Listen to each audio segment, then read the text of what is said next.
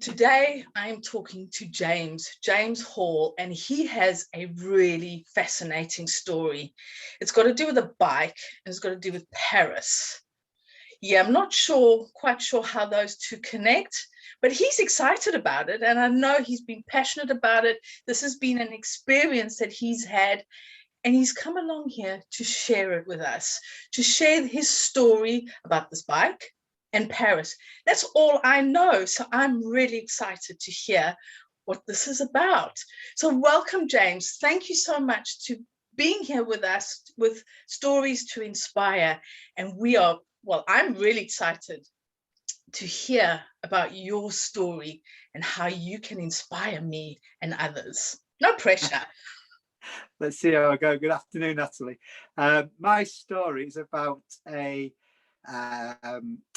38-year-old man who was inspired by the Olympics of 2012, who found himself in Paris on August the 17th, 2013. So I'll talk to you a bit about that today. So if you go back to 2012, obviously we had the Olympic Games in the UK. But for me personally, the Olympics goes back to 1984 when I was 10 years of age, and I loved the LA Olympics. Carl Lewis, Daley Thompson, Seb Coe. And ever since then, I've always had a passion for the Olympics. On the 6th of July 2005, when the Olympics was announced it was coming to the UK, I said to my daughter, we are going to go to the Olympics. And in 2012, we did. We went and watched the Brownlee boys get triathlon gold and bronze, and we went off to the ladies volleyball. But everybody, I believe, that watched those Olympics has certain memories, and one of those was of Sir Bradley Wiggins, of Chris Hoy, and the cycling team. So just quickly, what is it about the Olympics that really got you involved and passionate about it? Because we've just had the Olympics in Tokyo, and I've seen your passion. I've heard seen your posts about it. So this is something that has been since what, 1985? 1984. LA 84. Olympics. Wow. Carl Lewis wins 4 golds. It was historic. Nobody's won 4 golds in track and field since Jesse Owen in 1936. So that got my imagination. Daley Thompson won back-to-back golds. Fatima Whitbread, all these names. And I just have a love for sport. So anybody who knows me knows that I will sit and watch sport. My family think nobody watches more sport than me, but there must be more people. But I'll sit and watch any sport, and I just love the stories behind sport. I love the fact that somebody who we haven't heard of will talk through their story, and then they'll finish up at the Olympics. They don't have to win a gold medal. Their success could be making the Olympics. I would have loved to have made the Olympic team, anything. I'm not sure what I would have made it at, but I'm just inspired by those stories. And I have a love for sport. It's the stories that got you really excited about the sport. Yeah. We'll talk about the Olympics. I've been inspired all the way through from 84. I've watched every Olympics.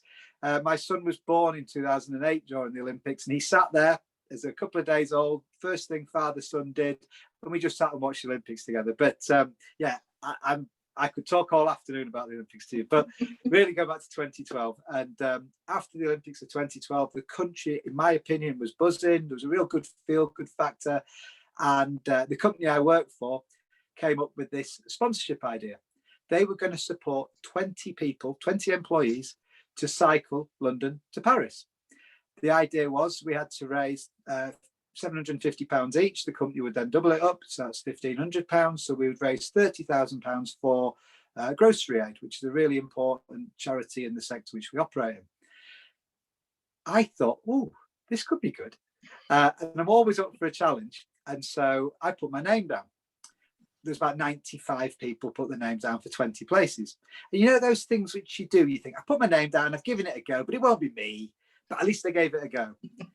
My wife has obsessive compulsive disorder, and she struggled with it really badly for years. And I came home and I said to her, I've got this great idea, love. And she was, no, you can't do this. You don't own a bike.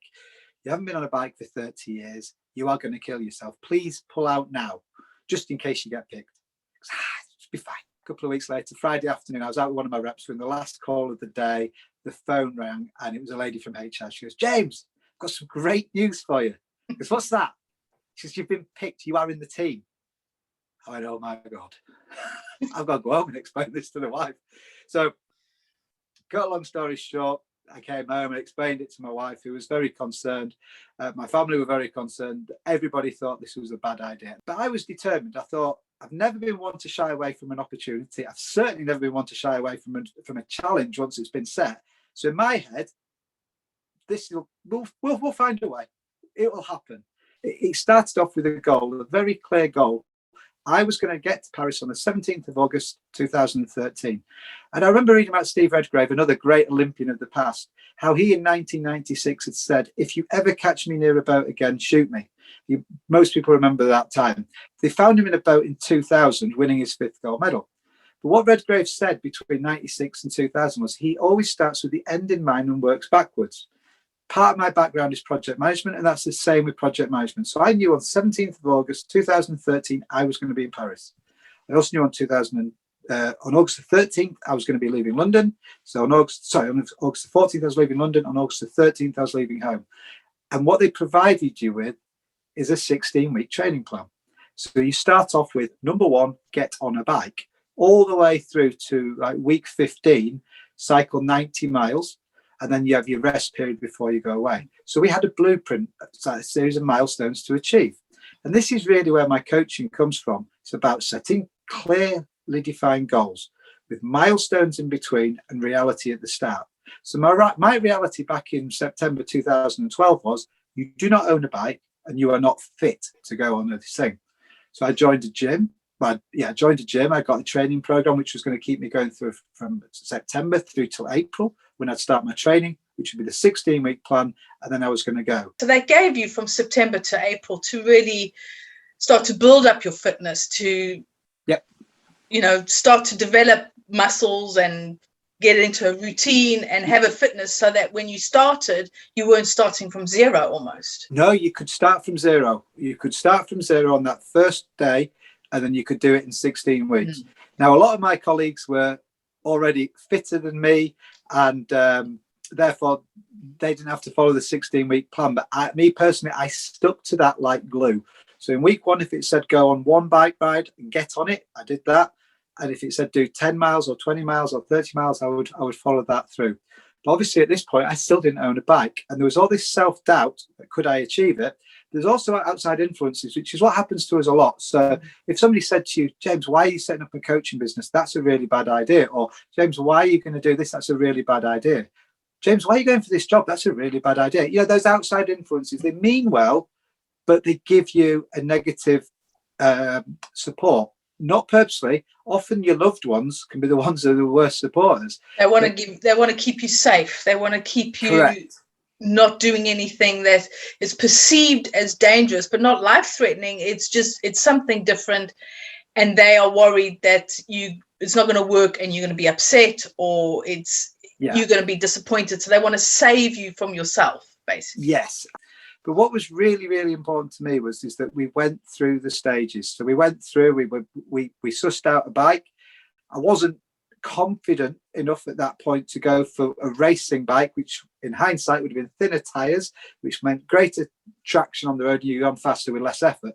Didn't realize that. So I bought a hybrid bike, which on hindsight now I wouldn't have bought. I would have bought a proper racing bike, but at the time, that was the best. What is a hybrid bike?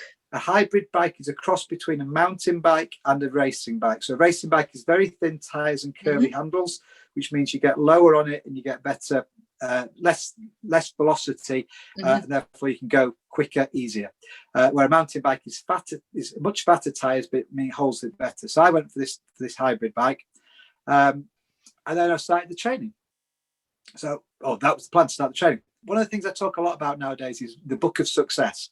And at that time I used Facebook. I didn't realize I was creating what is now the concept book of success, but I started writing on Facebook my early experiences. So I talk about the first bike ride. I remember it vividly. The estate where I live is just over 1 kilometre wide to go around it. I cycled it 3 times. It's funny how 3 is now one of my key numbers, but I cycled it 3 times. When I got to the end of the road the first time, when you put your hand out to turn left, I thought I could do that when I was a kid. My arm shook. I'm going to fall off. My balance was poor. I was really quite concerned, thinking, oh my, this is the first corner. I've got to cycle 300 miles. So this was where my starting point is. And this is what I say to people. If you've got something in your head you really, really want to do, and you're determined to do it, and you've got the will to do it, you can do it. If I can cycle 300 miles in 4 days from a starting point where I was struggling to hang on to the bike with one hand, you can do it. So this was the start. So this was April. At that point in time, I didn't have the confidence to wear clips where you clip your foot into the bike. I'm not doing that. What happens if I need to put my foot down? I'm going to fall off. So I started off with my cycling shoes I bought, but I didn't have the clips set up properly. So that was fine. So I was cycling along. Now, if you've got clips in, what happens is when you push down, you get the power from your foot going down. But when your foot goes back up, if it's not clipped, you lose that energy. If it's clipped in, you get the power going down, and then you get the pull back up as well. So it's more efficient. But again, a bit like any business, you learn as you go. So if I, with hindsight, I would have bought a racing bike because it's more efficient. As I learned, get the clips, that's more efficient. But to wear clips, you've got to have more confidence. I didn't have that confidence at the start, but that came with time. So I was working out my average speed because I also think it's really important. If you're going to improve anything, you've got to measure it. So I was working out my average speed, my distances, how far I was able to cycle, and I followed the 16-week plan. Aimed to do 5 miles, 10 miles, 15 miles, 20 miles, 25 miles, and you keep increasing the challenge as you go.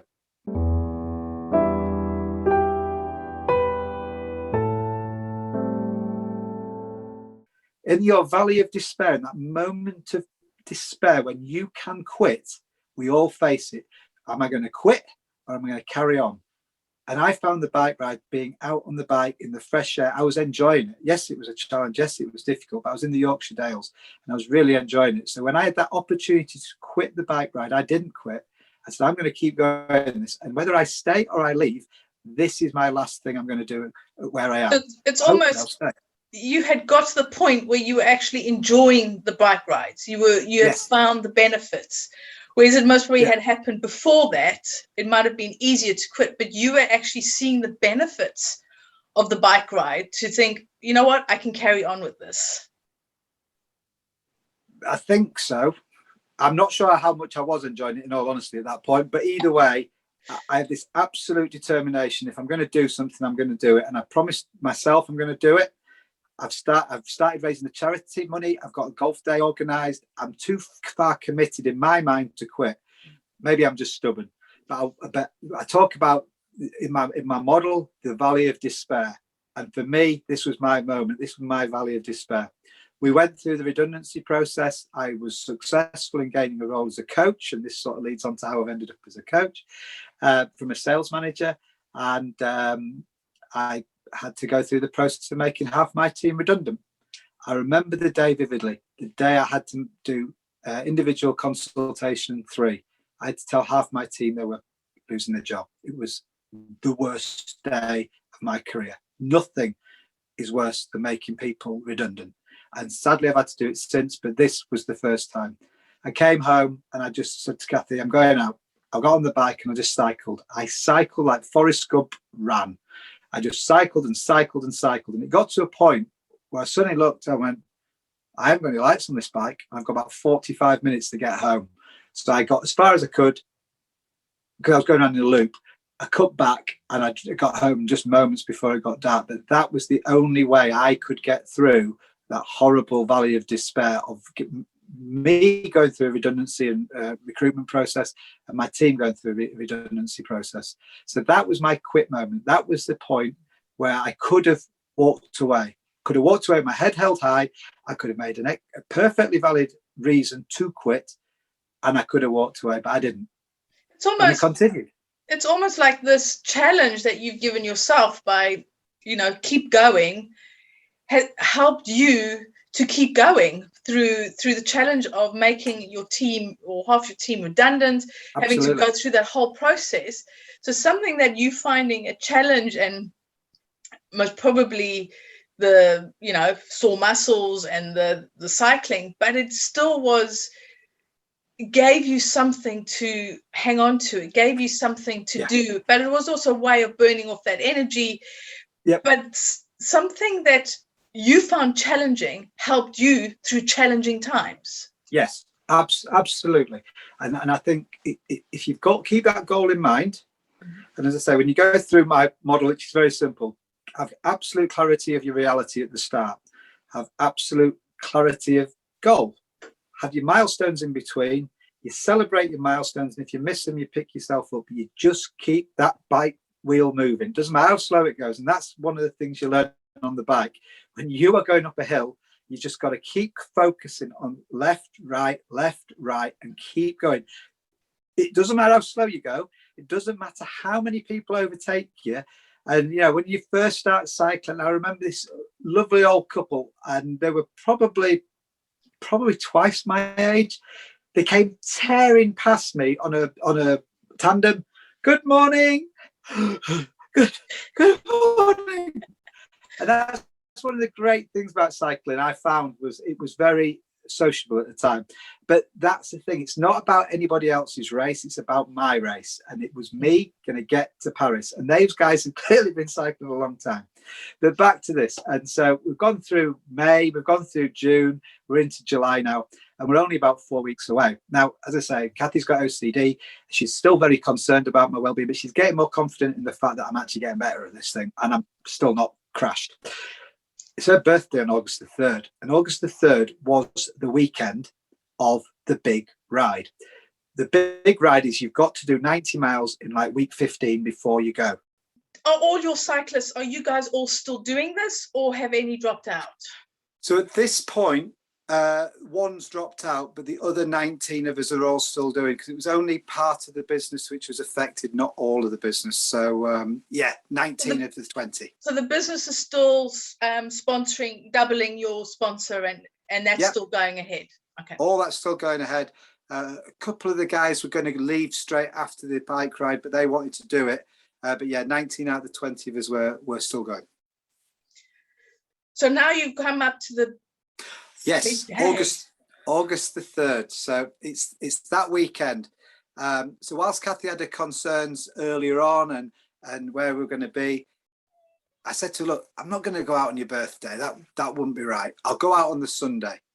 I've got to do 90 miles that day, but I'm not doing 90, love. I need to do 100, because on the first day going from London to Dover, then Dover to Calais, you're going to have to do 100. So in my mind, anybody who ever did a London marathon type thing, why would you stop your training at 20 miles? Psychologically, I wanted to know, when I was hurting the most, I could do 100 miles. I also was concerned that we were leaving Crystal Palace at 6:30 in the morning, and we had to be at the Pen for 4 o'clock. I wanted to know, could I cycle 100 miles in the time, 7.5 hours, 8 hours? And I didn't know if I could. I live in the Yorkshire Dales, so I know that if I do it in the Yorkshire Dales, even with nervous energy on the day, I will be able to do it, because it's a flatter thing. So I set off. It was about 5:15 in the morning. It was drizzling. It hadn't drizzled all summer, but it was drizzling that morning. I set off at 5:15. Are you doing this on your own, or did you have all on my own? Do it all on my own. Every single kilometre of my training was done on my own. So I set off at 5:15 in the morning. Off I went, and I came back, and I did 100 miles that day. It was the greatest feeling. You just knew at that point. I knew London to Paris was happening. I was going to achieve it. And you did it in the time allotted? Did it in the time allotted. I was fine. And we went out that night, and I remember putting on Facebook a picture of myself, my wife, and my family went out, and we had a great drink that night, because it was celebrating your success. And one of the other pillars of my coaching business is a book of success. It's celebrate your success. So August the 3rd, 2013, important day for two reasons. Not only is it my wife's birthday, my brother's birthday, it's also the day I broke the 100-mile barrier on a bike for the very first time. When I thought about it, 100 miles on a bike, it's absolutely crazy for a little lad who less than 4 months earlier couldn't even get out of his estate without thinking he was going to fall off. And that is why I say to people, if you have the determination and the will to do your goal, you can achieve it. The other thing that's really important, and I say this to everybody when they say, I haven't got time. You haven't got time. You have got time. You've got 168 hours in a week. If I can go through a house move with a young family, made redundant, get another job, and train to cycle 100 miles in a day, I don't believe there isn't time. And yes, there's always reasons, but whether it's an hour or half an hour or even 15 minutes to try and get that wheel moving. Remember what I was saying earlier? It's making the time, isn't it? It's making the time. Yeah, that little bit of effort. And as you've got supporters, and as I say, I use Facebook and family and whatever else, but as long as you've got a supporter there cheering you on, and you've got your goal, which is really clear in your mind, then off you're going to go. So that was the training. So you said that to start off with, the support wasn't there. It was, you're going to hurt yourself. This isn't a good idea. So once as you're training and as you're going through this, and of course you've hit the 100-mile barrier for James, and you've done that, did your support slowly start to shift to actually, you can do this, go for it, I'm here behind you? So you were still having that almost that negative support? Nope. On the day I left, my little girl ran across the down the train platform saying, "Daddy, do you really have to do this? Please don't die," type thing. They were that worried. They honestly thought, even after the training, they thought, "Oh, Dick, you really do this?" And they were proud of me of what I was doing. There's a difference between being proud and support or lack. It wasn't lack of support. It was the fact that they were frightened. And that's the thing, is we get frightened. Fear can take over and it can cause issues. And it wasn't the fact that they thought it was good. It was something could happen to me. Something could happen, that a bus or a truck or a car could hit me. And that happens quite regularly in the Yorkshire Dales. And that would be the end. And they love me and they don't want me to hurt myself. So the fear of me being hurt was what was their biggest driver. It was never a lack of support necessarily, but it was just a concern. And then on August the 13th, I left home. And as I say, I waved goodbye to a very tearful family. They gave me a journal to open. So I kept a journal for those 4 days. So the Facebook images for those 4 months, the journal of my thoughts for the 4 days, that's where the book of success comes in. And then off we went. I have never been so nervous as I was on the 13th of August. The energy. Did you sleep that night? Did you get any sleep the night before? None, but some.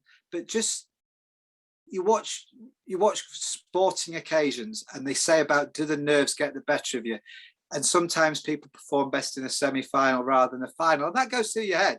Was August the 3rd my pinnacle? And now, you've learned how to fill yourself up with the right stuff more than you did before. But then you look down the line, and some of these guys have got all these things, and it's going, I ain't got any of them. And you do start to doubt yourself again. And you've got this little voice of doubt going, you can turn back, you don't have to do this. Did you have a support car with you? Yeah, I mean, this thing was properly organised. There's probably 100, 150 people doing this. So were you staying in hotels, or were you camping as you stayed in hotels? So they basically took your bags. So you basically got to start. So it's just you and the bike and water. Me and the bike and my rucksack. Because what you had on you for the day, so if it rained or it was sunny or it was wherever, you had to keep that yourself. You stopped off for like a morning break and refueled, a lunch break and refueled, an afternoon break. So it was all really, really well organised. But you had to carry you had to carry that stuff around with you. But that first morning, when people don't really know each other, you've got your 20, but there's about 150 there. You don't know who's what. It was a little bit sort of first day at school type thing. And why so many people? What was the 150? It's an organised, it's a proper organised. If you look it up, you can find it, and it's like London to Paris, organised cycle rides. Everybody had their own story. Everybody had their own reason to do it, and at that point, so there were other people doing it from other places, but you didn't know did you know you're 20 or you're 19? I knew, I'm just looking at the picture. I knew probably 2/3 of them, 3/4 of them. But there's other people who are also doing it. Yes. Okay, I'm with you now. So it's all organised, but that first morning when everybody's waiting at 6:30 at Crystal Palace in this big park, and they're giving you all these instructions, and you're listening, but you're not really listening. And everybody sets off, and some people go really fast, and where it goes. So on that first day, it's that nervous energy. And it was the hardest cycle I've ever done. Not for the distance, just my energy levels at certain points of the day. Very early on, my nervous energy was eating up my energy so much. But I made it to Dover by 4 o'clock. As it turns out, which is a great thing you do, and I do this with my daughter now, they tell you 4 o'clock, but really you didn't need to be there till about 5:30. So you were there, and everybody's in this waiting lot, because obviously you're getting the ferry across, and you could feel the relief. You'd done day one. Day two was a lot more fun. Day three was a lot more fun still. And then day four, oh my, cycling into Paris, that last few kilometers was the best cycling ever. I mean, by this point, they've asked you all to put a t-shirt on for the company. So you're all, there's this like wave of blue. Everybody's quite congested. So instead of being like kilometers apart, you're less than 500 meters, well, less than 300 meters between front to back. And as you're getting up to the Arc de Triomphe and then turning down to the Seine, the crowds are like, what's going on here? So everybody stops and they start looking at you, and there's a few claps and a few pictures being taken, and then you go across the Seine Bridge, and then you come round to the front of the Eiffel Tower, and you have made it. And boy, did we celebrate success that night. It was fantastic. I can imagine. You must have been on an absolute high, but absolutely exhausted at the same time. You weren't exhausted at that point. No.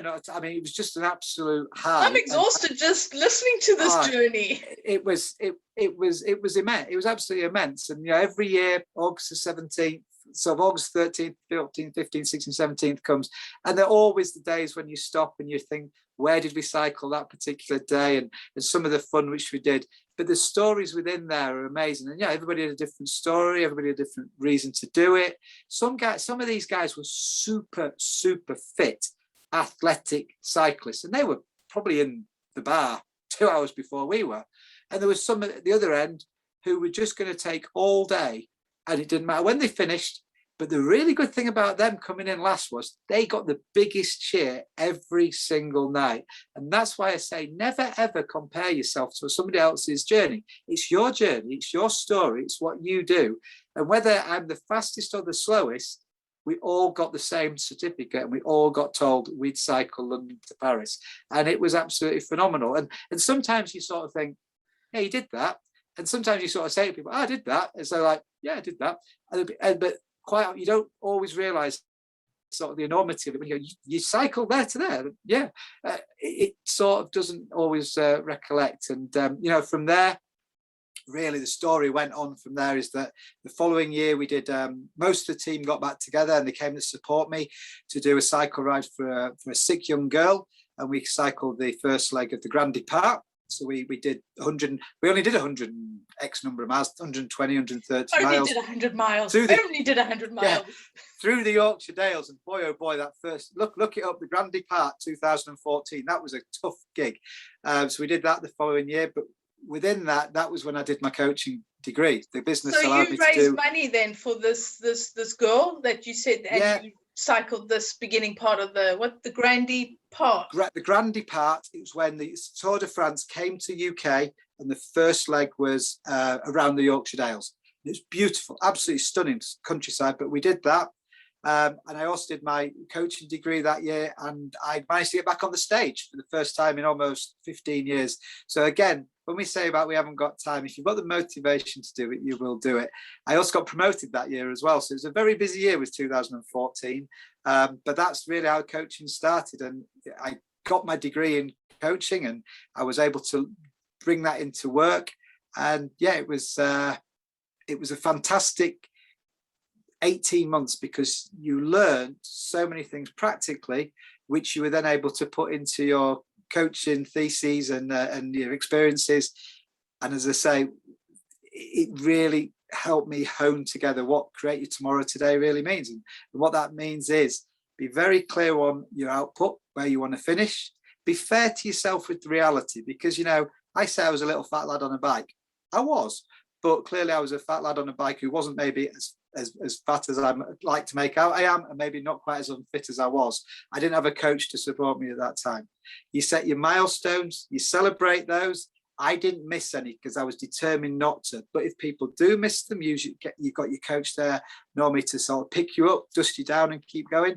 And I did on that first afternoon, the very, very last break on the first afternoon. We were only 10, 15, 20 miles from Dover. We'd had the afternoon break. I was actually starting to relax. And we came out from there, and the closest I've ever had to being knocked off the bike and hurt happened within 500 meters of that coffee stop. We came out, 4 or 5 of us, we got to the roundabout and we waited. A car came, car stopped, so we set off and the car went again. I had my clips on and I fell off the bike. That was the closest. I mean, to be fair, it probably better if I fell off the bike than be hit by the car, but that was the closest I've ever come to actually having an accident on a bike. So it's that pick you up. My knee was bleeding, I was a little bit shook up, but my mates, "You all right?" Everybody stopped, supported me, but they picked me up, dusted me down, and off we went. So that's why I use that phrase. But that's the thing. Go for it and enjoy it and have some fun on the way. So we had lots and lots of smiles. And one thing I didn't know, if anybody after this is thinking of doing London to Paris, I thought it was going to be really, really serious. I thought we'd cycle all day. We'd come home. I can't come home, be in a hotel. We would fill up with carbs and go to bed. No! Few sherbets every night. And that's what celebrating success is every day. It's a party cycle. It was a little bit, it was never late, but you had a few beers every night. You know, I remember, some of the great memories. You finish 3 o'clock in the afternoon, 4 o'clock in the afternoon. You're in a beautiful part of northern France. The sun's beating down. Get a few beers in. So you had a few beers, your dinner, and then bed. So you were in bed early every night, up again, and then you went from there. So as I say, celebrate your successes and milestones as you hit them, and have some fun along the way. And so my question to you is, would you do another one? Would I do another one? There is always another challenge somewhere in there. We did talk about whether I'd do London to Paris again, and I don't think I would do that one again, but there's always something to do. So in the last 12 months, for example, I've walked 1,000 miles. When I say walk, I don't count walking around the house as the thing. I've done 3 dedicated walks a week. 5 kilometers minimum a week, and so I walked 500 miles last year. And with my love of the Proclaimers song, I said I'd do 500 more this year, and I set myself a target to do it by middle of September. Brought that target forward, and I achieved that. So that was a challenge there. The next challenge is probably going to be a virtual bike ride, because it's winter's coming up. But there's always another story. So it was walking this year. Like you said, there's always a challenge around the corner. Always a challenge. The great Nelson Mandela said, after every hill, there's always another one. So I'm working on the next thing. I've reframed the walking a few times from 3 walks a week to try and lose weight, which was last year's story, to 500 miles to 1,000 miles. It's now going to go to 1,284, I think it is, which is the walk Land's End to John O'Groats. If you do a walk to Land's End to John O'Groats, if you go by bike, it's 780 odd. But anyway, so we're going to do about another 250 miles, and I'm going to call walking a day as a challenge, because I think that's done. But I'm probably going to do some sort of virtual challenge on the indoor bike. That'll be the next thing. But there's always a challenge, whether it be getting back on the stage with the acting, or doing some personal development learning. So I did the ILM, then I did NLP, then I did project management. So there's always another challenge. I suppose growing my coaching business at the moment is a big enough challenge for me. But there's a few things up my sleeve I want to do. Somebody put the other day, do you have a bucket list? And then there is a bucket with opportunities in, and there's things to do. So yeah, there's definitely more challenges to come. You've got lots of plans and lots of challenges that are going to come up, and you obviously say yes when opportunities approach. Yeah. But what from this story, from this event of learning to cycle, not having cycled since you were 7, so almost relearning how to cycle, having that wobbly moment as I can't even get out of my area where I live, to breaking the 100-mile barrier, to cycling from London to Paris. And you've explained all about the milestones and the book of success and the celebrations.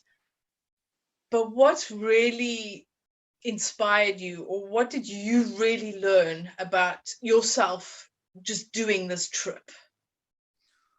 Oh, what did I learn? I think I learned a phrase which I really do like to use with people, which is stop, reflect, and smile. I think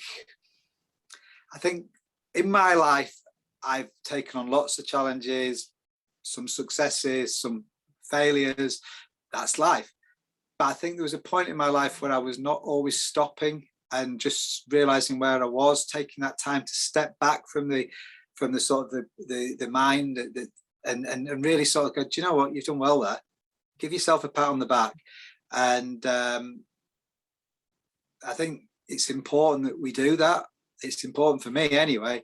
And therefore, as I say, I use the concept of a book of success. But what I mean by that is I don't mean if you want to write a book, that's fine.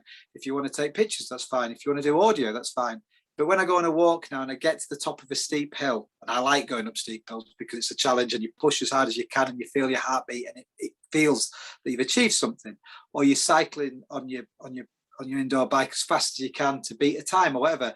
I'm a salesman by trade, and therefore I love a challenge and I love to beat that goal or achieve that goal. But I think it's important just to stop, reflect, and smile and give yourself a pat on the back and go, do you know what, you've done well there. It's quite ironic that you were doing a bike ride and needing to do a certain distance within a certain time, and you come up with the stop, reflect, and smile, considering you in motion. I find that quite fascinating. I find that they're lovely. It's a lovely picture. It's stop, reflect, smile as you're pedaling away on your bike. Yeah, when you're that's pedaling, the vision that came to my head. When you're pedaling, it's one foot in front of the other and just keep going. But there was a lot of fun. You know, I'd cycled 2,000 kilometers plus in my training.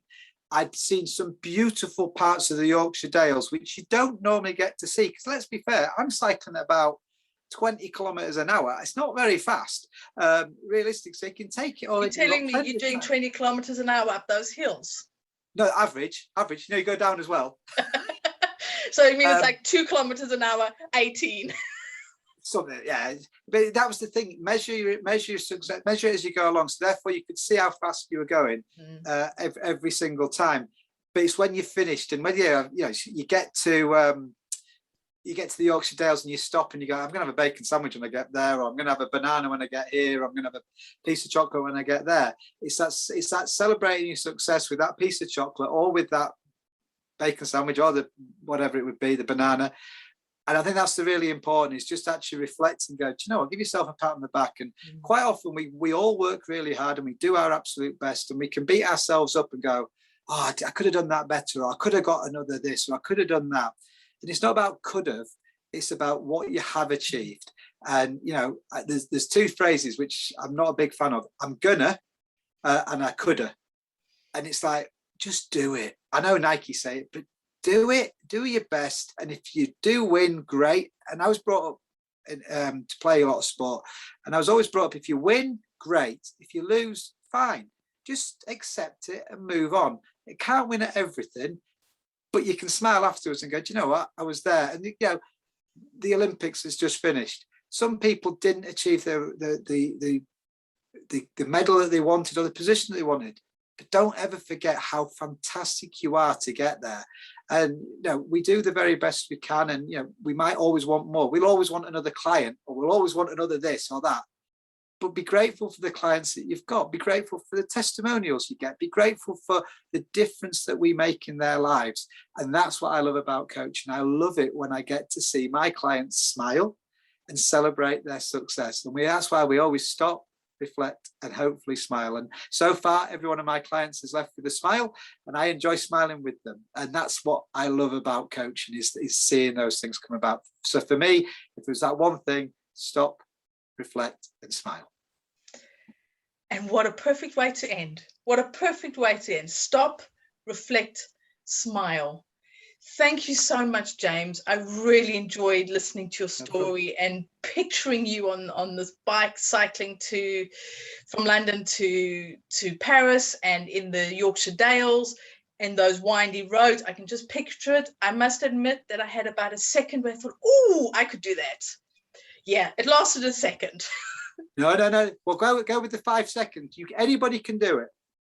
Well, You I can do have it. done a long cycle ride. It's not easy to do. It supposedly was all the way downhill, but it wasn't. It was over a week. But I really appreciate you coming to share the story and being here with us. So thank you so much. I look forward to seeing your new challenges that are going to come up and hearing all about them. Yeah. I will.